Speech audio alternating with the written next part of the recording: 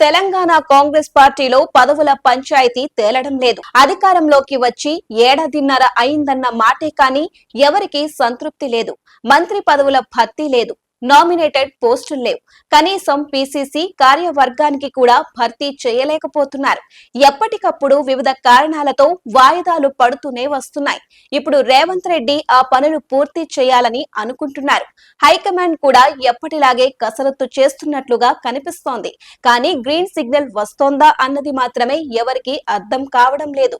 ఖాళీ ఉన్నది 6 మంత్రి పదవులు. కానీ పోటీ పడుతున్న వారు 20 మంది వరకు ఉన్నారు. ఇంకా మిగిలిన వారు తమ ప్రయత్నాలు తాము చేసుకుంటున్నారు. ఇప్పుడు కాకపోతే ఇంకెప్పుడు ఛాన్స్ రాదని అనుకుంటున్నారు. అయితే ఇప్పుడు మంత్రి పదవుల్ని భర్తీ చేయాలంటే జిల్లాలు, సామాజిక వర్గాలను సమన్వయం చేసుకోవాలి. అలా చేసుకుంటే ఆశలు పెంచుకున్న పార్టీ నేతలకు అవకాశం ఇవ్వలేరు. అలా ఇవ్వకపోతే వారు చేసే రచ్చ పార్టీని డ్యామేజ్ చేస్తుంది. అందుకే ఏడాదిగా మంత్రి పదవుల భర్తీ అంశాన్ని పక్కన పెట్టేశారు. కాంగ్రెస్ కేడర్ 10 ఏళ్ల పాటు అధికారానికి దూరంగా ఉంది. పార్టీని నమ్ముకున్న వాళ్లు తమకు ఏదో ఓ పదవి వస్తుందని ఆశపడుతున్నారు. ఈ ఆశ ఇలా కొనసాగుతూనే ఉంది. కొన్ని పదవులు ప్రకటించినా ఇంకా మెజార్టీ పదవుల్ని ప్రకటించాల్సి ఉంది. ఇందుకోసం కొత్త ఇన్ఛార్జ్ మీనాక్షి నటరాజన్ ఓ ఫార్ములాను రెడీ చేశారు. దానిపై కసరత్తు చేశారు.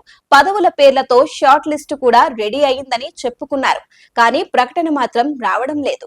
పీసీసీ చీఫ్ ను నియమించారు కానీ ఇప్పటి వరకు కార్యవర్గం లేదు. మంత్రి పదవులకు నామినేటెడ్ పోస్టులకు లింకు పెట్టి అక్కడ ఛాన్స్ దక్కని వారికి పార్టీ పదవులు ఇవ్వాలనుకుంటున్నారు. ఇక్కడ కసరత్తులు చేసి చాలా కాలం అయింది. కానీ ఇప్పటి వరకు ఎలాంటి నిర్ణయము ప్రకటించలేదు.